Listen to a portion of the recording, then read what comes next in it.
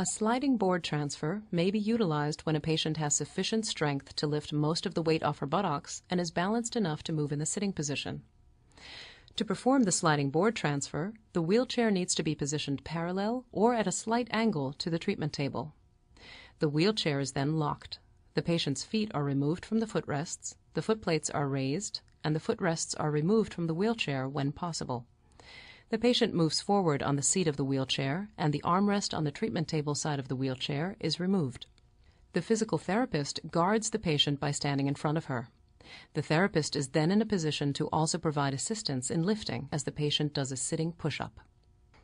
The therapist can also assist with the patient's balance by placing his hands on the patient's shoulders. The patient leans away from the treatment table so that the sliding board can be placed well underneath her buttocks. Take care not to pinch the patient between the sliding board and the wheelchair seat. The patient then returns to the upright sitting position with the buttock nearer the treatment table resting on the sliding board.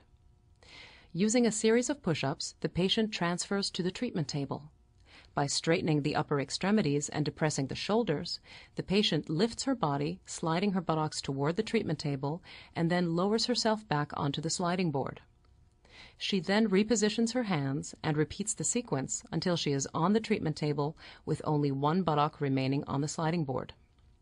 At any time, the therapist can assist the patient by lifting with his hands under the patient's buttocks. Make sure that the patient never grasps the edge of the sliding board, as her fingers may be pinched. The patient leans away from the wheelchair to remove the sliding board. The therapist doesn't release the patient until the patient is in a position that can be maintained independently.